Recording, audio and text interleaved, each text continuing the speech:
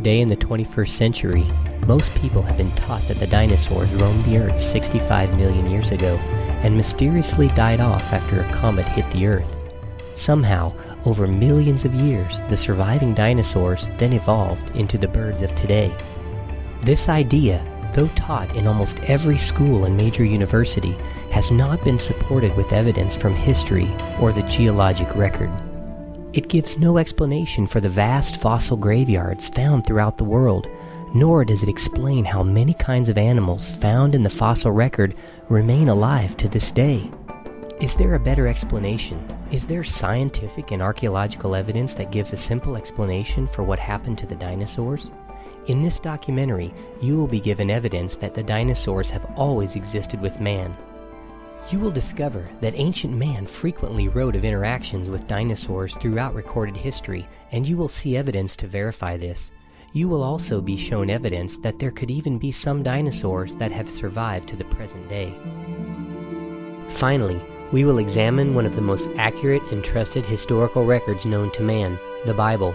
The Bible gives a far different version of what happened in the history of ancient man that caused the extinction of most dinosaurs. We will look at its claims in light of the evidence that has been presented in this documentary. Before we start, consider this. We all have beliefs and ideas about what we think is true. These are called our presuppositions. Sometimes our presuppositions are true and sometimes they are false. When considering evidence, it is very difficult to set aside the presuppositions that we hold and look at evidence with an unbiased open mind. Truth is sometimes very hard to accept, especially if it is contrary to what we have believed. Much of the evidence that you will see in this video has been ignored by modern-day science, but a close examination of the evidence will reveal some startling conclusions.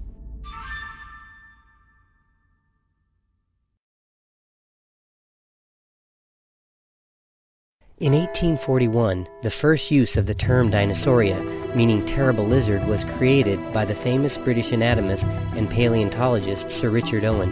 He used the term for the first time at a meeting of the British Association for the Advancement of Science held in Plymouth. After that meeting, the word dinosaur rapidly became a popular term to describe these giant lizards that were being discovered by paleontologists. During the 1800s, after the first discovery of large dinosaur fossils, scientists began to search the rocks for clues to what had happened to these terrible lizards and other creatures that were buried in the earth. Unfortunately, they became focused on the rocks and buried fossils and failed to examine history for evidence of what had happened to these creatures. So what exactly does the historical record reveal about the dinosaurs? Remember that the word dinosaur was not even created until 1841. Even up until 1891, some dictionaries did not contain the word dinosaur. Prior to this, dinosaurs were known by other names. Every culture had names for them. For example, the name that you are probably the most familiar with is dragon.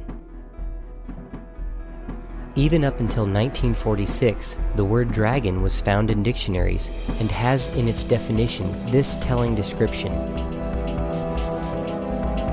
Names from other cultures include some of the following. Dragon history is nearly universal throughout the world's ancient cultures. Where did this global concept originate? Why is it so universal among cultures who were separated by continents?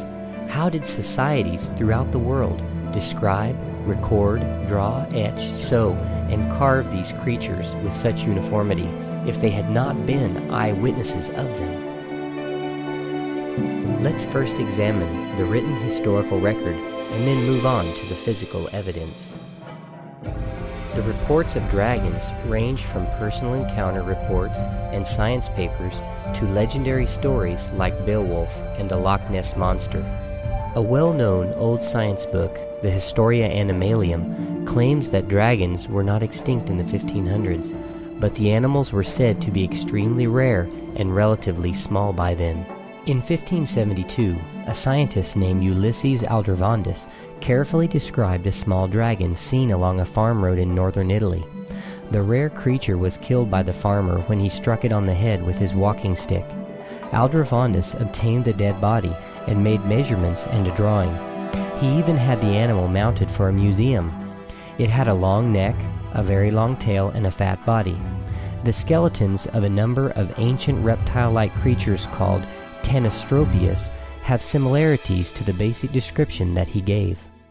One dragon story from the ancient land of Sumer in Babylon tells of the hero Gilgamesh. He decided to make a name for himself by traveling to a distant land to cut great cedar trees needed for his city. He reached the forest with 50 volunteers and discovered a huge reptile-like animal which ate trees and reeds. The story simply says that Gilgamesh killed it and cut off its head for a trophy. Thousands of dragon stories and pictures can be found in ancient Chinese books and art. One legend tells about a famous Chinese man named Yu. The story says after the Great Worldwide Flood, Yu surveyed the land of China and divided it into sections. He built channels to drain the water off to the sea and help make the land livable again. Many snakes and dragons were driven off from the marshlands when Yu created the new farmlands. Some old Chinese books even tell of a family that kept dragons and raised them to use their blood and body parts for medicines. In 1611, the emperor appointed the post of royal dragon feeder. An Irish writer recorded an encounter with a large beast with iron-like spikes on its tail which pointed backwards. Its head had the shape of a horse's, and it had thick legs with strong claws. These details match features of dinosaurs like Kentrosaurus and Stegosaurus, which had sharp pointed spines on their tails, thick legs, strong claws, and long horse-like skulls.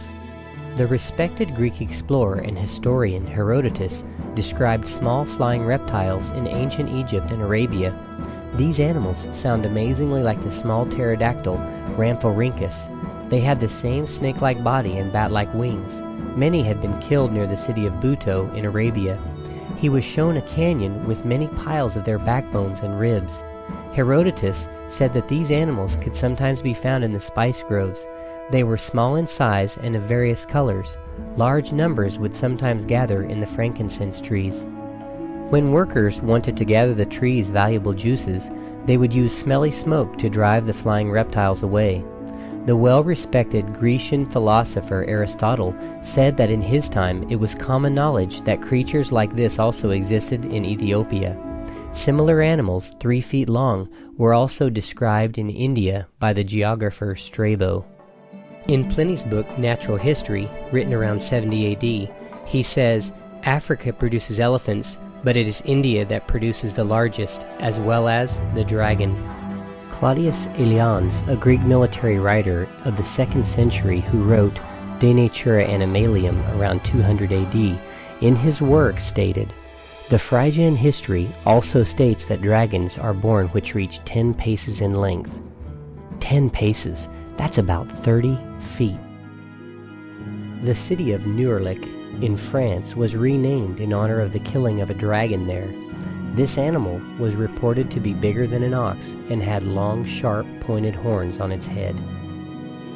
In 1271 AD, the great explorer Marco Polo recorded in his writings that the Chinese emperor had dragons that pulled his chariot on special occasions. And in his book, The Travels of Marco Polo, Polo records the following about the Chinese province of Kharazan. He states, "Here are seen huge serpents 10 paces in length and 10 spans in girth of the body. At the forepart near the head they have 2 short legs, having 3 claws like those of a tiger, with eyes larger than a 4-penny loaf and very glaring. The jaws are wide enough to swallow a man, the teeth are large and sharp, and their whole appearance is so formidable that neither man nor any other kind of animal can approach them without terror. Others are met with of smaller size, being 8, 6, or 5 paces long." An Anglo-Saxon chronicle from